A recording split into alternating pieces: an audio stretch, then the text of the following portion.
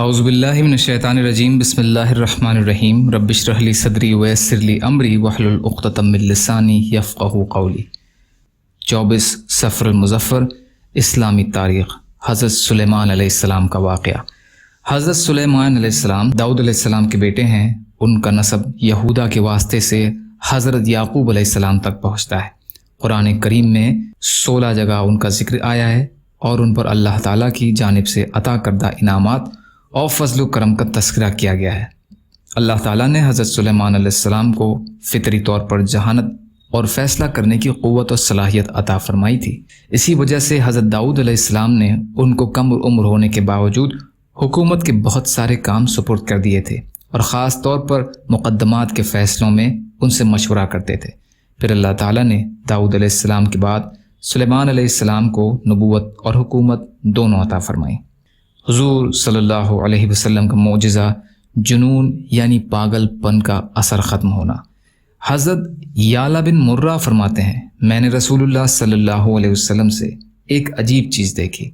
واقعہ یہ ہوا کہ میں ایک مرتبہ رسول کریم صلی اللہ علیہ وسلم کے ساتھ سفر میں تھا کہ سفر کے دوران ہم ایک جگہ ٹھہرے۔ اتنے میں ایک عورت اپنے بچے کو لے کر آئی جس کو پاگل پن کا اثر تھا۔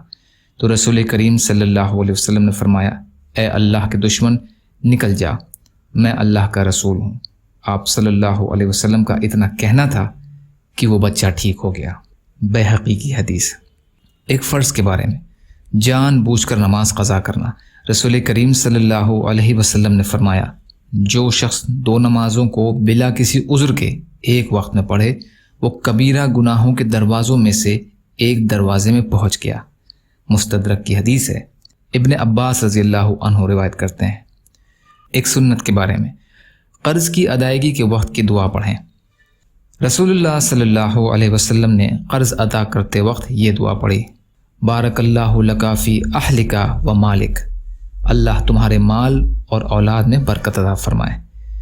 نسائی کی حدیث ہے۔ عبداللہ بن ربیہ رضی اللہ عنہ روایت کرتے ہیں، ایک اہم عمل کی فضیلت، مسجد میں دل لگانا۔ رسول کریم صلی اللہ علیہ وسلم نے فرمایا، 7 آدمیوں کو اللہ تعالیٰ اپنے سائے میں جگہ دے گا جس روز سوائے اس کے سائے کے کوئی سایہ نہ ہوگا۔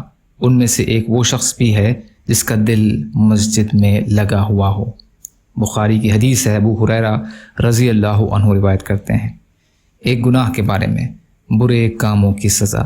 قرآن میں اللہ فرماتے ہیں، جو لوگ یہ چاہتے ہیں کہ مسلمانوں میں بے حیائی کی باتوں کا چرچا ہو تو ان کے لیے دنیا اور آخرت میں دردناک عذاب ہوگا، اور ایسے فتنہ کرنے والوں کو اللہ تعالیٰ خوب جانتا ہے اور تم نہیں جانتے۔ سورہ نور کی آیت کا ترجمہ۔ آخرت کے بارے میں جنت کے پرندے۔ رسول اللہ صلی اللہ علیہ وسلم نے فرمایا، جب کسی جنتی کو پرندوں کا گوشت کھانے کی چاہت ہوگی تو وہ پرندہ اس کے سامنے اس طرح حاضر ہوگا کہ وہ پکا ہوا ہوگا اور اس کے ٹکڑے بنے ہوئے ہوں گے۔ ترغیب اور ترہیب۔ ابی امامہ رضی اللہ عنہ سے روایت۔ طب نبوی سے علاج، مریض کا نفسیاتی یعنی سائیکولوجیکل علاج۔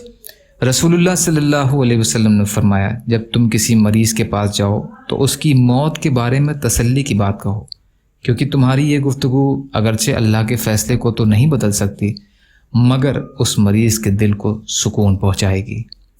ترمذی کی حدیث ہے۔ ابو سعید رضی اللہ عنہ روایت کرتے ہیں، نبی اکرم صلی اللہ علیہ وسلم کی نصیحت۔ رسول اللہ صلی اللہ علیہ وسلم نے فرمایا، جب تم اپنے بستر پر آنے کا ارادہ کرو تو جس طرح نماز کے لیے وضو کرتے ہو اسی طرح وضو کرو، پھر اپنی دائیں کروٹ لیٹ جاؤ۔ بخاری کی حدیث ہے۔ برا بن عازب رضی اللہ عنہ روایت کرتے ہیں، یا اللہ ہم سب کو کہنے سننے سے زیادہ عمل کی توفیق عطا فرما۔